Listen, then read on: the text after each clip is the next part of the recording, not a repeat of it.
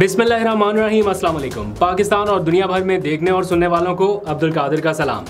मैंने व्लॉग तो किसी और चीज़ पर रिकॉर्ड करना था, कुछ और डाटा इकट्ठा किया था। आज मैंने कुछ तकाबली जायज़ा पेश करना था आपके सामने, लेकिन खैर वो नेक्स्ट व्लॉग में शामिल कर लूँगा बिकॉज़ अभी एक रिसेंट डेवलपिंग स्टोरी है और एक ड्रामाई सूरत हाल जन्म ले रही है परवेज़ इलाही की गिरफ़्तारी के मामले को लेकर। गुज़िश्ता रोज़ से ये मामला शुरू हुआ और अब भी ये ड्रामाई सूरत हाल जारी है और अदालत का वाज़ेह फ़ैसला आने के बावजूद उन्हें दोबारा गिरफ़्तार किया गया। इसके साथ साथ एक और पीटीआई के रहनुमा जो कई दिनों से गायब थे वो मंजर-ए-आम पर आए और उन्होंने एक छोटे से वीडियो बयान में पार्टी छोड़ने का ऐलान कर दिया और वही 9 मई की मज़म्मत और क्या क्या कुछ का वीडियो के नेक्स्ट सेगमेंट में दिखाना है। और साथ ही इमरान खान का भी केस अब लग चुका है। कल का दिन उनके लिए भी अहम होने वाला है। कल उनकी ज़मानत के हवाले से आर्गूमेंट होने हैं। ये सारी चीज़ें डिस्कस करते हैं अभी कुछ ही देर में, लेकिन पहले बात कर लेते हैं परवेज़ इलाही की ड्रामाई गिरफ़्तारी की। ये मामला शुरू हुआ गुज़िश्ता रोज़ से जब लाहौर हाई कोर्ट ने परवेज़ इलाही को कल ही अदालत के सामने पेश करने का कहा, लेकिन नैब हुकाम ने माजूरी जाहिर कर ली और कहा कि जनाब हम पेश नहीं कर सकते। अदालत ने बार बार मौका दिया, लेकिन हर बार नैब हुकाम की जानिब से कहा गया कि जनाब नहीं पेश कर सकते और फिर एट दी एंड ये कमिटमेंट की गई कि हम कल यानी आज सुबह अदालत में 10 बजे के करीब पेश कर देंगे। तो जस्टिस अमजद रफ़ीक ने परवेज़ इलाही को आज पेश ना करने की सूरत में डीजी नैब के वारंट जारी करने का कहा था कि अगर परवेज़ इलाही पेश ना हुए तो फिर डीजी नैब के वारंट जारी होंगे, जिसके बाद आज उन्हें अदालत में पेश करने की कमिटमेंट की गई। पेश कर दिया गया, मुख्तसर सी समाअत हुई और उनकी रिहाई का हुक्म दे दिया और साथ ही ये वाज़े किया कि कोई भी इदारा, नैब, FIA, पुलिस या कोई भी अथॉरिटी अब इन्हें मज़ीद किसी केस में गिरफ़्तार नहीं करेगी और साथ ही किसी भी कानून के तहत उन्हें नज़रबंद भी नहीं किया जाएगा। ना सिर्फ अदालत ने ये तमाम अहकाम दिए बल्कि अपने अदालती अमले की सिक्योरिटी फराहम की और जो मुतल्लिका पंजाब पुलिस के हुकाम थे उनको ये कहा कि इंश्योर करें कि ये बाहिफाजत अपने घर तक पहुँच सकें। जैसे ही ये सारा मामला निपटाया गया, काफ़ी देर तक परवेज़ इलाही अदालत में बैठे रहे। जो मुअज़्ज़ज़ जज थे उन्होंने अदालती अमले को भी बुलाया, पुलिस हुकाम को भी बुलाया और बार बार ये इंश्योर करने की कोशिश करते रहे कि इन्हें किसी दूसरे मुकदमे में गिरफ़्तार नहीं किया जाएगा। जैसे ही पुलिस लेके उन्हें पहुंची है ज़हूर इलाही रोड पे उनके घर के पास, उनकी गली के अंदर, और वहाँ पर पहुँचते पर पता चला कि जनाब पुलिस के कुछ हुकाम वहाँ पर मौजूद हैं। एज़ पर मीडिया रिपोर्ट्स के वहाँ पर उन्हें फिर से गिरफ़्तार कर लिया गया।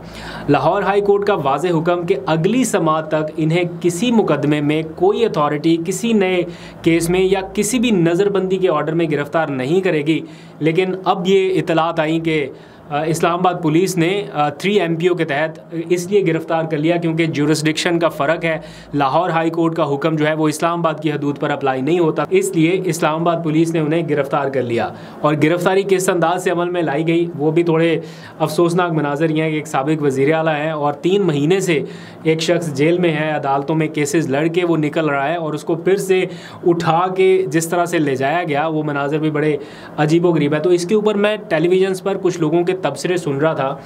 किसी एक शख्स ने भी इसको सराहा नहीं है कि ये जो अमल है ये ठीक अपनाया गया, ख़ास तौर पर जब अदालत का एक ऑर्डर आ गया कि बाहिफाजत इन्हें घर तक पहुंचाया जाए, तो फिर अदालत के अहकाम की खिलाफ वर्जी क्यों हो सकी। अदालत ने अभी जब इनको रिलीज़ किया उस दौरान अभी ये भी इंदिया दिया था कि कल जो इन्हें अदालत में पेश नहीं किया गया हमारे बार बार हुक्म के बावजूद भी, तो अदम पेशी के लिए जो तरीक़ाकार अपनाया हम उसके ऊपर भी कार्रवाई करेंगे। यानी अदालत इस हद तक नाराज़ थी कि कल हमारे बार बार हुक्म के बावजूद इन्हें क्यों पेश नहीं किया गया, हम उसके ऊपर भी कार्रवाई करेंगे। आज तो अदालत के हुक्म के ऊपर अमल दरामद ही नहीं हुआ और ये सारा कुछ हो गया। तो ये कुछ अच्छी सिचुएशन नहीं है इस वक्त पाकिस्तान के सियासी मामलात के एतबार से। वैसे लगता है कि हर दिन कुछ ना कुछ मामलात शायद इस होप पे चल रहे हैं कि बेहतरी की तरफ जा सकेंगे। और परवेज़ इलाही जैसी शख्सियत जिनके बारे में कहा जाता है कि इनका तो बड़ा सॉफ्ट कॉर्नर था, इनको जिस तरह से ये सारा कुछ पिछले 2-3 महीनों में फ़ेस करना पड़ा है, तो बड़ी अफसोसनाक सिचुएशन है। मोहनिस इलाही का भी इसके ऊपर रद्द-ए-अमल आया। उन्होंने बाहर से बैठ के ट्वीट किया, यहाँ पे होते तो शायद वो भी किसी ना किसी जेल में ही होते, लेकिन बाहर से उन्होंने ट्वीट किया और कहा कि अदालती हुक्म पर मेरे वालिद को घर तक लाया जा रहा था, लेकिन जैसे ही पुलिस की गाड़ी गली तक पहुँची है, घर के करीब तक, तो उन्हें फिर से उठा लिया गया और गिरफ़्तार कर लिया गया। और फिर उन्होंने कहा कि अगर अदालती हुक्म का इसी तरह से मजाक उड़ाना है तो फिर इसको डिक्लेयर कर दिया जाए, फिर खुलेआम बताया जाए कि जनाब यही सारा कुछ होना है। तो अब देखते हैं इस सारे मामले पर अदालत क्या एक्शन लेती है। अगर लाहौर हाई कोर्ट माफ़ कीजिए, अगर उसके हुक्म के ऊपर अमल दरामद नहीं हुआ और इस्लामाबाद की हदूद में 3 MPO के तहत गिरफ्तारी हुई है, तो क्या यहाँ की अदालत जो है वो कोई ऑर्डर जारी करेगी या यहाँ की अदालत कुछ कर सकती है। जस्टिस बाबर सत्तार साहब ने तो बड़ा दिलेराना फ़ैसला दिया था, आपको पता है, पिछली समात पर, लेकिन वो बराह रास्त तो इस केस को टेकअप नहीं कर सकते। इस केस को जिस अंदाज से टेकअप होना है या जिस एक प्रोसेस के तहत जाना है, थोड़ा सा मुश्किल सूरत हाल है। कल सुबह इमरान खान के हवाले से भी बहुत अहम डेवलपमेंट होनी है। कल उनकी ज़मानत का केस भी है इस्लामाबाद की मुकामी अदालत में, चूँकि 2 सितंबर की तारीख तय की गई थी। वो इस वक्त जुडिशल रिमांड पर हैं, आपको पता ही है। तो जैसे ही वो जुडिशल रिमांड पर गए थे तो उनके वकला की जानिब से कार्रवाई करते हुए उनकी ज़मानत की दरख्वास्त दायर की गई थी। तो स्पेशल कोर्ट जो बनाई गई है ऑफिशियल सीक्रेट एक्ट के तहत, उनके जो जज हैं जुल्करनैन हसनात जो हैं, वो इस केस की समाअत करेंगे। नोटिस पहले ही जारी कर दिए गए थे, तो कल इस केस की बाकायदा समाअत होनी है। लेट्स सी, देखना होगा कि इमरान खान साहब को इस बारे में कोई रिलीफ मिल सकता है या नहीं मिल सकता, या उनकी भी एक केस से रिहाई के बाद दूसरे में गिरफ्तारी, दूसरे से रिहाई के बाद तीसरे में गिरफ्तारी के इंतजामात हैं। एक सिलसिला तो शुरू हुआ, एक से निकले तो दूसरे में गिरफ्तार हैं। अब इससे निकलेंगे तो क्या आगे नैब केसेस में, और उससे निकलेंगे तो आगे 9 मई के केसेस, उससे निकलेंगे तो आगे दहशतगर्दी के केसेस और बहुत सारे कोई 180 के करीब केसेस हैं। तो क्या उनके साथ भी यही तरीकाकार अपनाया जाएगा? इस सवाल का जवाब भी सब जानना चाहते हैं, पता चल जाएगा अदालती समाअत के बाद। एक और अहम डेवलपमेंट अब से कुछ देर पहले हुई है। ओन अब्बास बप्पी, उनका नाम आपने सुना है, बप्पी, एग्जैक्टली, ओन अब्बास बप्पी, तो उनका नाम आपने सुना है। वो जनूबी पंजाब PTI के प्रेसिडेंट हैं। इमरान खान के काफ़ी प्रेसिडेंट थे, माफ़ कीजिए मैं करेक्शन कर लूँ, प्रेसिडेंट थे। उन्होंने इमरान खान के साथ काफ़ी वक्त गुजारा और काफ़ी करीबी समझे जाते हैं, और बहुत जल्दी बहुत सारे और दीगर लोगों से निकलकर वो इमरान खान के करीब पहुँचे। पिछले 10 दिनों से वो मंजर आम से गायब थे, और पाकिस्तान तहरीक इंसाफ ये क्लेम कर रही थी कि वो अचानक से उठा लिए गए हैं और किसी नामालूम मुकाम पर मुंतकिल कर दिए गए। उनकी बाजियाबी के लिए भी कोशिशें हो रही थी, लेकिन कोई कोशिश कामयाब नहीं हो पा रही थी। अभी रिसेंट डेवलपमेंट में उनका एक वीडियो बयान जारी हुआ है, जिसमें उन्होंने कोई गालबन 1 मिनट से भी कम का या शायद 1 मिनट के दौरानिया का होगा वीडियो बयान, जिसमें उन्होंने कहा है कि वो 9 मई के वाक़यात की मजम्मत करते हैं। पाकिस्तान तहरीक इंसाफ का जो ओहदा उनके पास है उसे छोड़ने का उन्होंने ऐलान किया, और फिर कुछ अरसे के लिए सियासत से दस्तबरदार होने का भी ऐलान कर दिया। तो PTI के वो रहनुमा जिनके लिए कुछ देर पहले तक PTI के लोग आवाज़ उठा रहे थे कि जनाब वो कहीं गायब हो गए, कहीं किडनैप हो गए या पता नहीं किधर चले गए, तो वो अब वापस आए और उन्होंने पार्टी से लाताल्लुकी का इजहार कर दिया है।